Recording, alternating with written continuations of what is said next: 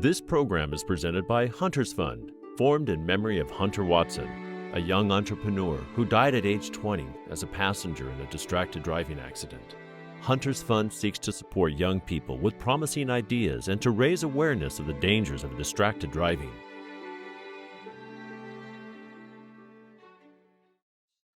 Welcome back, everybody. I am your host, Jacob O'Connor, and today joining us, we have Sophie Fazio, the filmmaker, director, actor. She does it all. The first thing I want to know about you, and I think it'd be great for the audience to learn about you, is how did you get into directing, filmmaking, acting, all of those different categories? I always credit it to the fact that I grew up in Tribeca, and when I was, I think, 6 or 7, the Tribeca Film Festival started, and that was super influential to me because it was the first time I really ever saw indie films, and I ended up going. I think I've gone almost every year since I was 6, and they really champion films by women and underrepresented filmmakers. And I was lucky enough to intern there, and that just had a huge impact on me wanting to be a part of that industry. I think I really realized it until I was a senior in high school, and all of a sudden I was applying to college, and I was like, that's kind of the only thing I see myself wanting to do is be a storyteller, which I think is why I direct, act, and I do a bunch of things just because I love all of it. I honestly think storytelling is one of the greatest gifts that mankind has.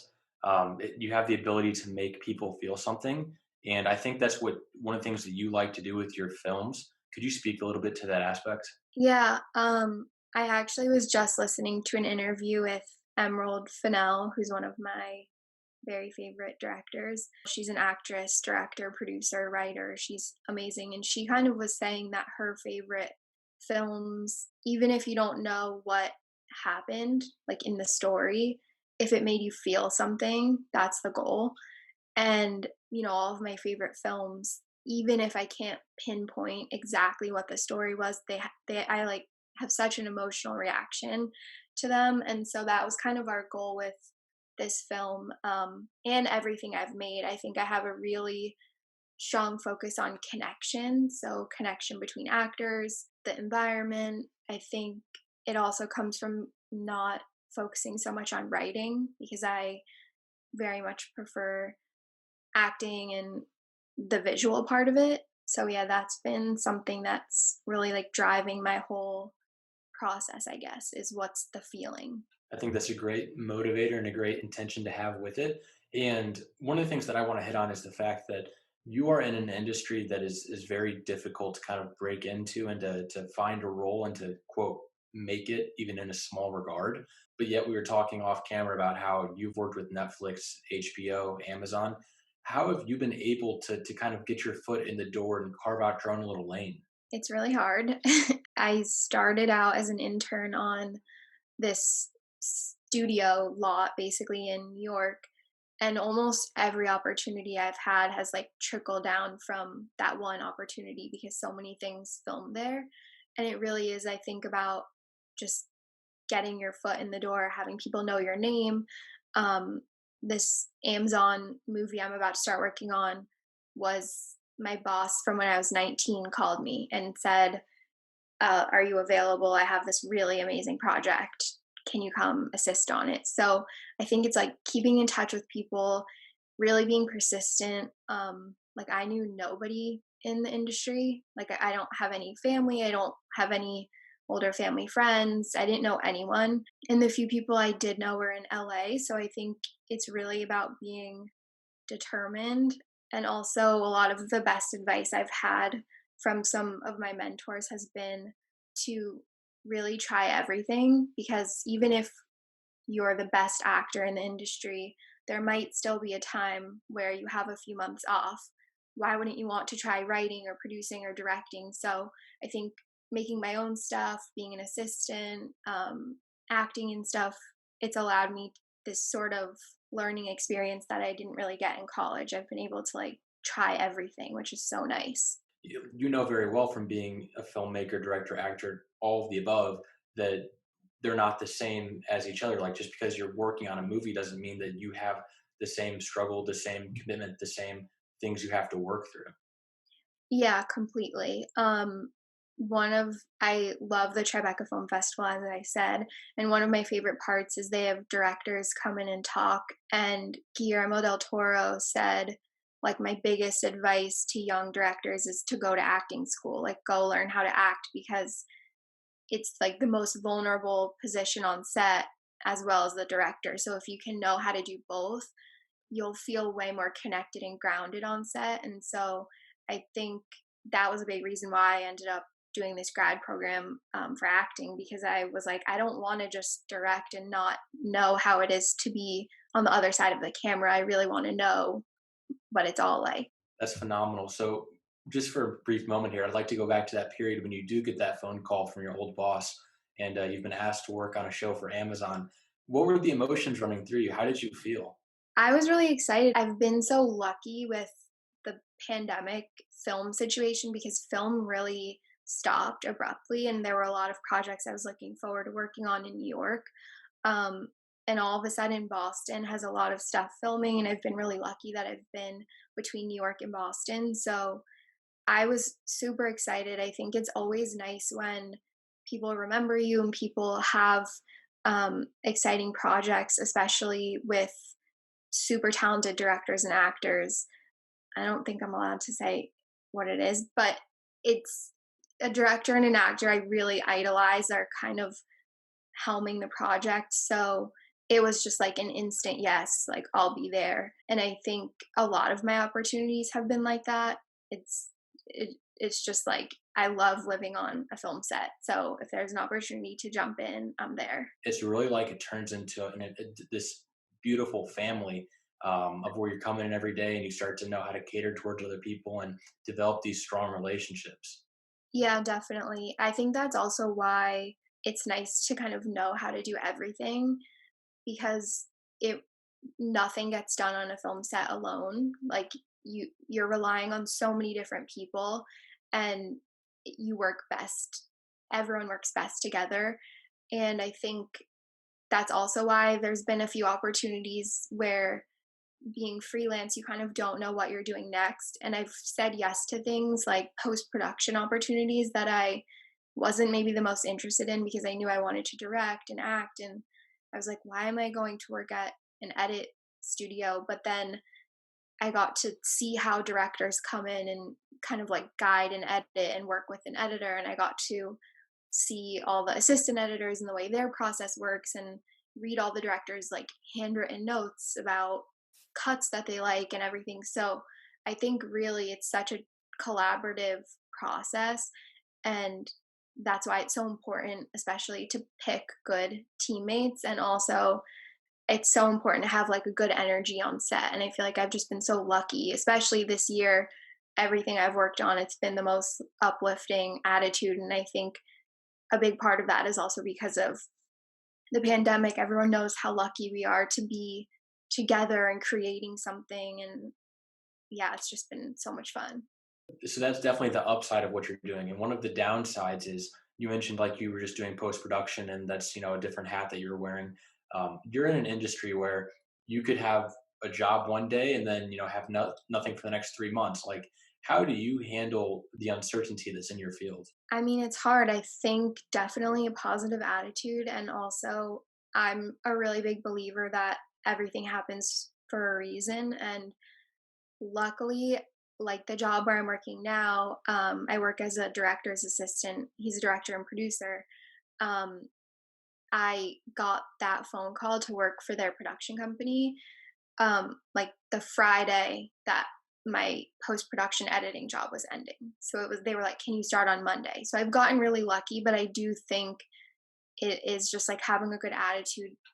I It's weird for me to call it networking because it feels very unfilmed because it's mostly like texting people. It's not like a professional email, but yeah, I think checking in and like really staying in touch, especially the New York film community feels pretty small. Like once you have one project under your belt, a lot of people are more willing to hire you and they keep with the same crews. But yeah, and I also think those types of weird breaks kind of lend itself to your own creativity. So you can use that amount of time to create your own short or go work on a friend's short or something where you might have not had the time if you were just back to back on projects. Yeah, yeah. And as you talk about creating your own short, tell us about Wildflowers. What is that? Yeah, so Wildflowers is a film that I created with a lot of my friends from Strasbourg. So Lee Strasberg Theater and Film Institute is the acting program that I did. Really just wanted to make something that was about connection and coming together.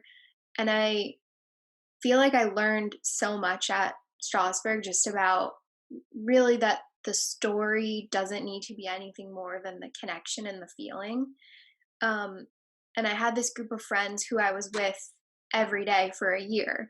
We were in 30 hours of class together. So, like, we know each other so well. We've done so many scenes together and we had really good chemistry and connections. And so, we had this idea before the pandemic that we wanted to create a short film. We had officially started working on it in March, and every week it kind of was like our anchor. It really helped us stay grounded. At the beginning of last year, in March, when we didn't really know how long we were going to be in this, for me at least, it kept me really motivated at a time when I think it would have been easy to shut down, and so many other projects had been canceled that I was supposed to work on.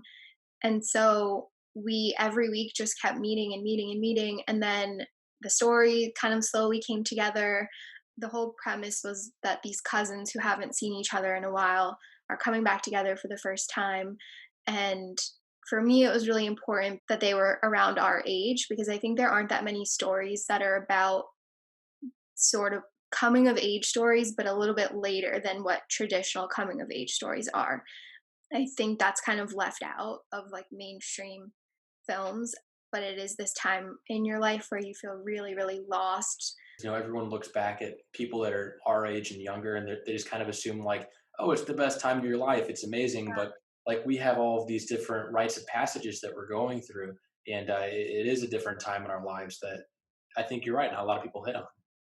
Yeah, I think there's this sort of like assumption. It's like when you turn 18, you're an adult, or when you turn 21 and you can drink and all these things. But I don't feel like an adult, like a real adult yet. And I think it's this really weird period of time where you just don't know what you're doing. And part of you feels really tied to your youth and being young and sort of invincible. But then part of you's kind of reconciling with like growing older. So yeah, it's this really weird in between space that I don't think has a lot of it has so much emotional weight when we were talking about it. And that was kind of our idea. We all were like, that is what I'm going through. We could connect so much to it, but I don't think it's really out there. So where are you at in the production process right now? So we are editing. We filmed uh, at the end of October, and right now we're editing. We have done a couple of rough passes, so we have music in there. It's not been colored yet. It's not been sound mixed yet. So we're in like the early stages of editing. Never made anything this length before. It's the longest short I've made. So having a lot of patience and a lot of clarity on what the message is has been really important. So when this comes out, I'm sure you'll enter it in festivals. But where can we find it if we want to go check it out? So right now, I think a lot of festivals are going to be online. So they'll have virtual festivals, and it'll definitely be on Vimeo. Um, the festival pages, probably YouTube. I think we're going to release it everywhere. Festivals are pretty strict with like Premiere, so they don't want it to just be public online yet. So I'm hoping that by the summer it'll be available on like Vimeo, YouTube, just out there. Obviously, you've had some great experience. You get to work with some really cool people. Where did the Hunters Fund come into all this? How'd you find out about it?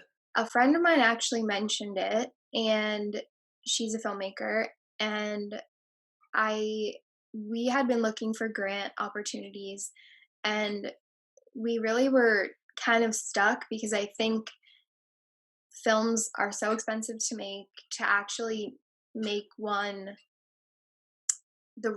in my opinion, the right way, which is if you're going to pour your heart and give 1,000% into a project, you need the right equipment, you need the right people, you need all of these things that just make it the best it can be. And it's super expensive.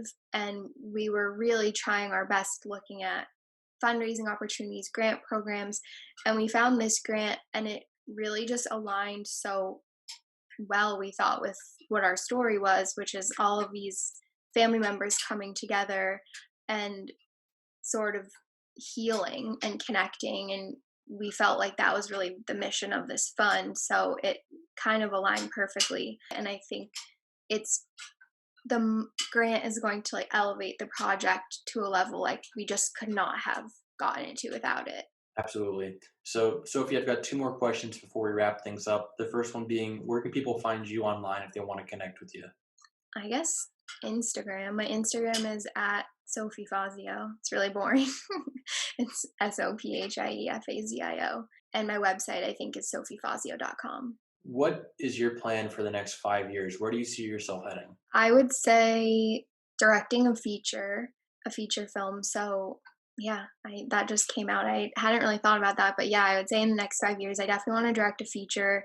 I'm really loving acting right now, which I guess it still feels really new to me, but at the same time, it's such a great opportunity to learn as a director because you get to be directed by amazing directors um, and then go and direct with all the knowledge and wisdom that they gave you. So I really would love to act in some bigger films in the next few years so that I can really just take all of it in and then go and direct.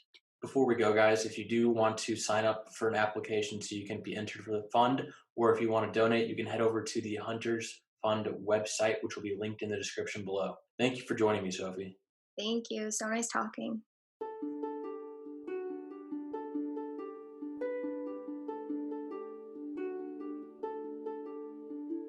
Support from viewers like you make these grants possible. Support Hunters Fund.